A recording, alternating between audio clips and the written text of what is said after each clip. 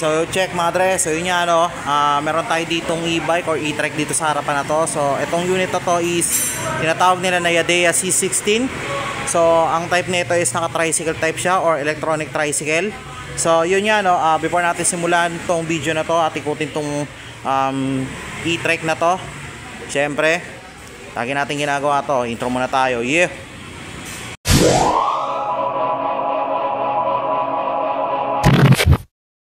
Muna natin tong vlog na to, by the way.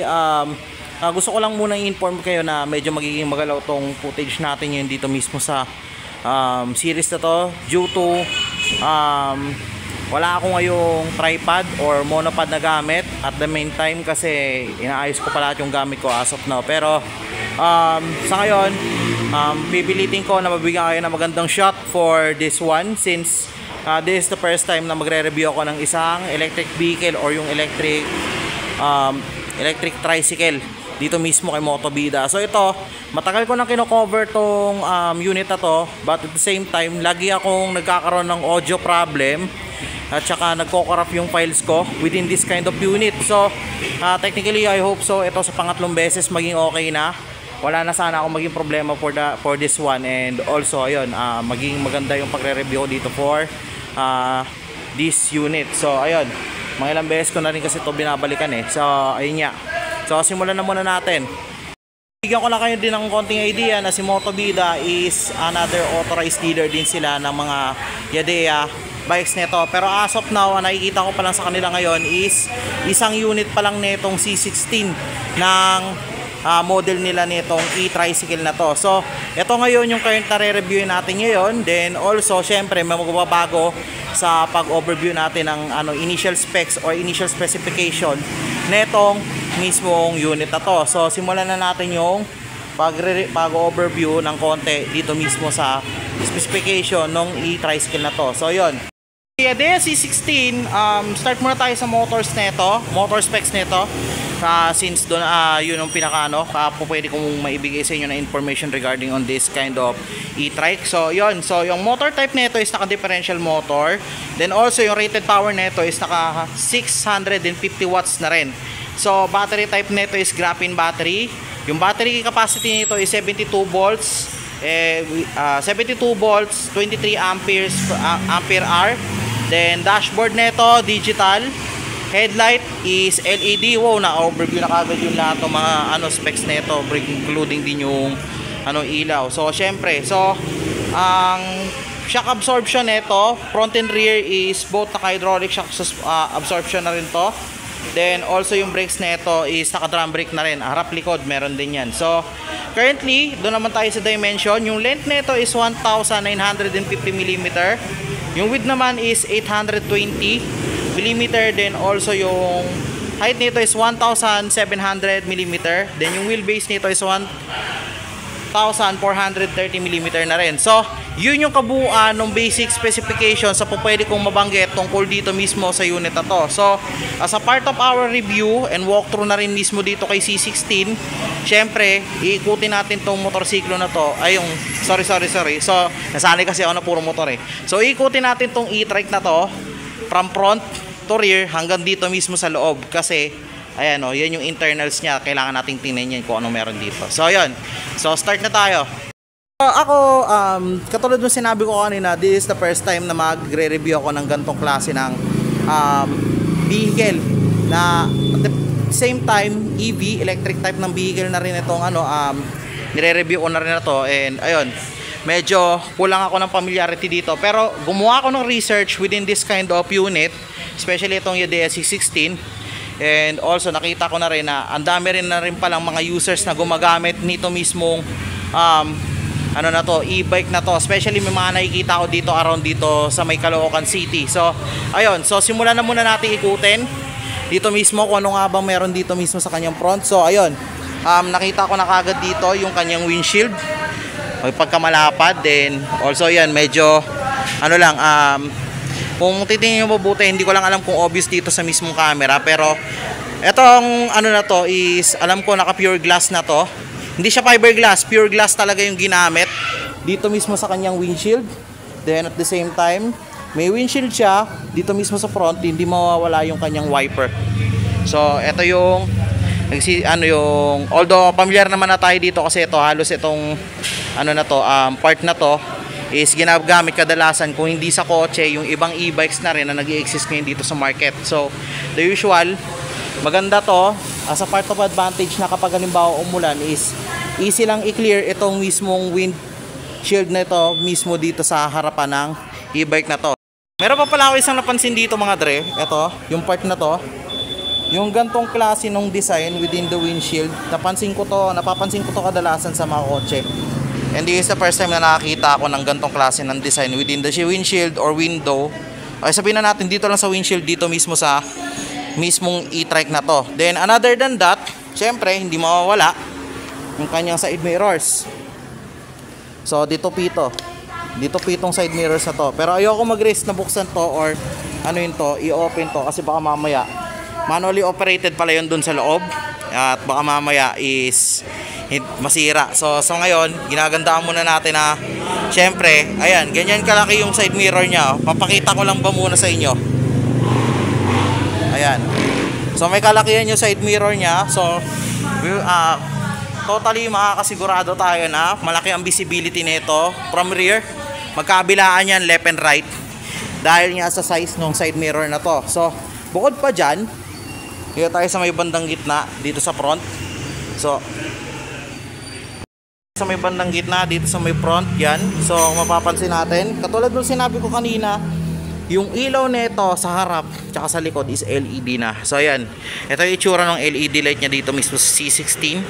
Ayan, so meron pang logo dito ng Yadea, naka-indicate dito mismo sa kanyang headlight.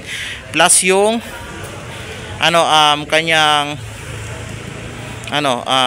signal light niya parang may pagkamata. Pero LED rin to, take note hindi naman siya ganoon kalaki, hindi naman siya ganoon kaliit, saktuhan lang. Yan, para makita nyo lang At least yung makita man lang siya sa daan as visible habang dinadrive. Then yun, pansin ko rin dito sa may bandang baba, ayan. Dito mismo sa may bandang baba, napakalaki ng fender nito. Dito mismo sa may bandang baba, ayan papansin natin. Cover na cover yung dito sa may front portion ng kanyang tire. Then also extended siya dun mismo sa likod kung hindi natin nakikita. Medyo may kaliitan lang yung gulong nito sa may baba. Kasi since ang alam ko dito sa mismong unit na to, ang sukat ng gulong niya dito mismo sa may bandang harapan is 3.0 by 10 ang sukat niya itong front wheels niya. Then also pinapagana siya ng hydraulic suspension in front. Yun yung pinaka suspension niya dito sa harap at saka likod. Then also ayan mapapansin natin naka drum brake pa po yung kanyang front brakes. So ayan, so fully covered yung kanyang likod.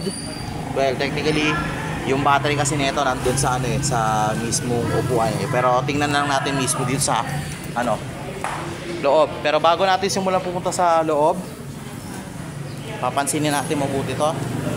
Ayan. So fully covered na to ng plastic cover. Ayan. So the zipper to.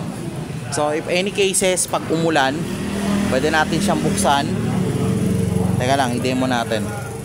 Pwede natin itong buksan tapos i-zipper na lang natin dito para i-lock, para at least lessen yung pasok ng tubig habang dinadrive natin itong e-tricycle na to. So yan yung kagandahan or advantage dito mismo sa gantong klase ng unit. So ayan, try natin ngayon pasukin yung loob.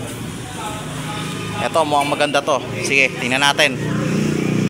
Easy to access tong loob since kahit na class size person ako. Pero most of the same time, hindi ako sigurado kung ilan yung person na kayang ikarga netong unit na to since i-tricycle nga to. Pero tutuloy-tuloyin ko pa rin siguro yung pagre-research regarding on this one since ang alam ko kasi kapag mga ganitong klase na kahit ano naman kasing klase ng vehicle, nagbabago yung performance niya, depends on the weight of the person na nakasakay or depende rin sa kung ilan yung person na nakasakay mismo sa mismong bike or mismong e-trike pa yan or kahit na anong klase ng vehicle. So as of now, ito lang muna yung showcase ko ngayon sa inyo. Libutin muna natin tong loob na to. So ayun, so technically, bigyan ko lang muna kayo ng note dito mga dre ha. Hindi na tayo magsisitay test neto since sasakyan nyo na lang to mismong e-bike na to. Then ayan, good to go na kayo as long as may charge naman yung battery ninyo. So ayan. So ayan simulan muna natin dito sa kanyang handlebar. Ayan, naka-naked handlebar siya mismo dito. With matching logo ng Yadea dito mismo sa front. Ayan. So ride controls. So ito yung drive mode. Headlight, switch. Tapos drive and reverse mode. Tapos yung kanyang brakes. Wala namang clutch to, automatic to eh. Then yung kanyang lock dito mismo sa brakes na to. So ayan, easy lang siya tanggalin, pero eto hindi to ginagamit for anti-theft yung iba kasi mapagkamalan nila eh. Ito kasi ginagamit to once na nakapark ka sa isang place, especially hindi naman natin masabi kung medyo may pagka-inclined or pataas yung paparkingan natin. Pwede natin gamitin to as a part of security na hindi uurong o aatras or aabante yung bike natin or itong e-trike natin habang nakapark. Kasi maraming tendency na gano'n ako nakita na, or maraming tendency o sa pagkakataon ng isang tao na hindi na maayos yung pagkakapark niya, then at the same time nauwi sa parang bigla na lang umatras or umabante yung motor or yung kotse, something else like that. Yung mga nakakalimutan ba mag handbrake, ito parang handbrake na rin to eh, para naka auto steady yung handbrake nito eh. Once na pinindot mo to, hindi mo na basta-basta magagalaw yan. So ganyan. Ito ginagamit tong mga gantong klase ng precautions kapag nagpark ka sa mga inclined places o yung mga mataas na lugar. Something else na katulad nito mismo sa harapan ng place nito, Motobida yan, pababa yan. So yan sa mga precautions nila. So hindi lang itong dalawang to yung brake neto, yung brake system neto. So ayun, bigyan ko lang kayo ng idea. Yung isa pang kasama dito mismo sa brake system neto is yung nandito mismo. So may foot brake pa siyang kasama. I don't know if it's kung front kung rear ba tong isang to, but technically ang alam ko talaga this one is a foot brake na rin dito mismo sa e-trike na to. Hindi ko pa may explain kung para saan to, pero yun lang yung idea ko within this one. Okay, so yun. So punta tayo sa iba pang controls sa left side. Ayan, ito yung left. So meron din siya nung katulad dun sa may right brake. Then also high beam and low beam, signal and turning lights, horns. Dito lang ako walang masyadong idea kung para saan to, pero later on siguro i-add ko na lang yung kung para sa ang features itong button na to mismo, kasi totally hindi ko alam kung yung ibang e-bikes ba is meron din bang same control lang katulad nito, pero yun ang gusto kong malaman for now na pwede kong siguro itatanong ko lang sa mekaniko or gagawa na lang din ako ng another research for this one. Okay, so syempre hindi mo kumpleto kung wala tayong controls. So syempre may wiper tayo, di ba? Ayan, so wiper, meron tayong controls para sa wiper. So ito yung on and off switch nya. So pwede natin gamitin yan for this one, para halimbawa pagka umulan medyo malabo yung windshield natin, automatic nagagana yung wiper nito.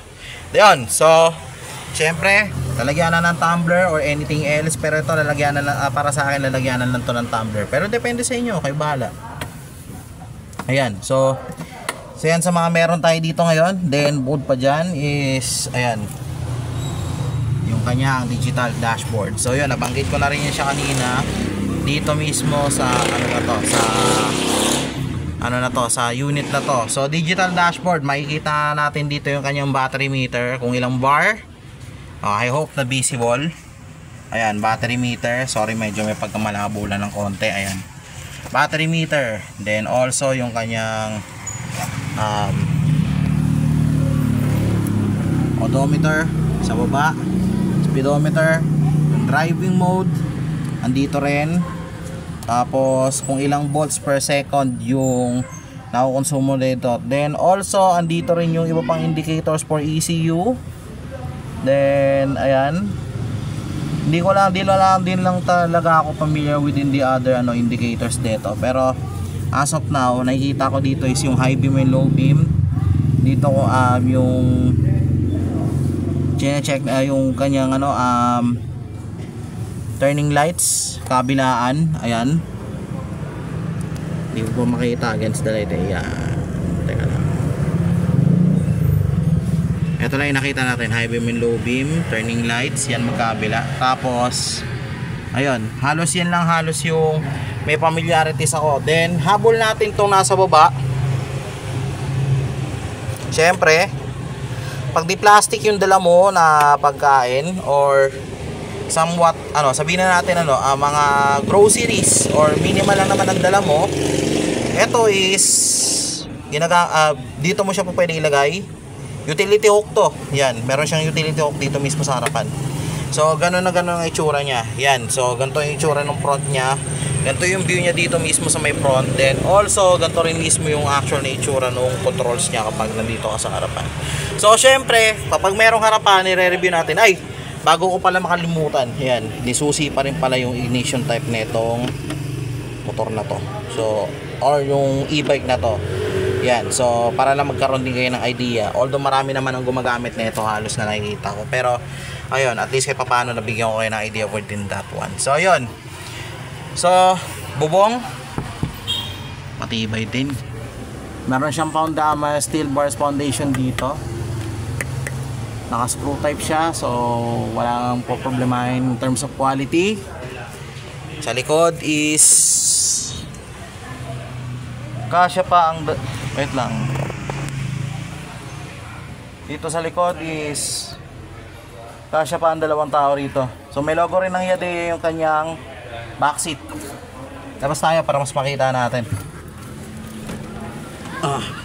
Iba talaga yung yung play ng hydraulic shock suspension pagdating sa mga gantong klase ng unit. Very adaptable kahit ano pa yung weight ng nung mismong sasakay or nung mismong magdadrive. Ayan, so ito yung actual na rear seat nya.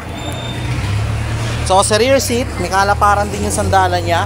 I think this one is good for 2 persons lang muna. Meron siyang armrest dito, rubber, both sides. Then ayan, makapal na bakal din yung ginamit for foundation for this one. So bukod pa dyan, ang hindi ko lang ma-take over dito, ayan, so medyo napipigure out ko na ng konti.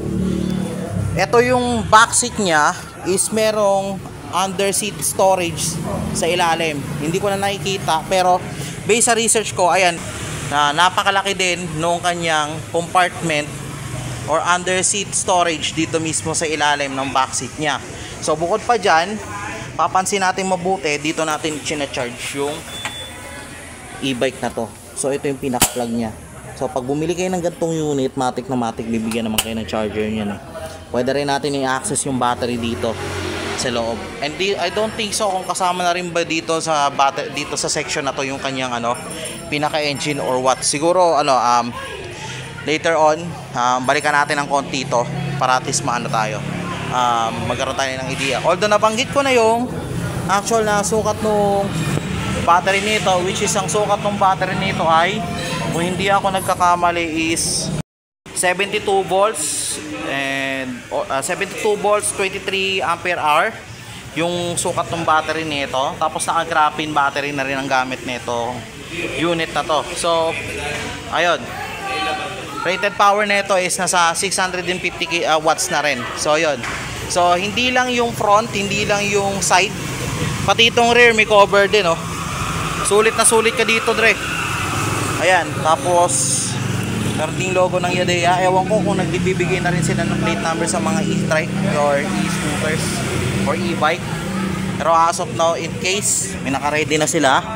Plus, angat natin ng konti. The tail light, tapos yung turning lights dito mismo sa likod is magkasama na. Ayan, so may pula na naka-emblem sa logo ng Yadea. Meron din sila ditong reflector sa baba, sa taas ng plate. Plus to, ayan, hindi lang makita ng maayos yan. Plus dito, ayan, magkasama na yung tail light, tapos yung kanyang turning light. So tires tayo within the back or within the rear. Okay, so sa tire size, medyo may konting diferensya dun sa mismong front. Mapapansin natin, eto kabilaan to kasi i-trike nya ayan So ang sukat ng gulong nito is naka 3.5 by 8 na rin yung sukat netong nasa rear. So magkabilaan yan pareho. Dalawa yan. So, ito. Tsaka yung dun sa kabila.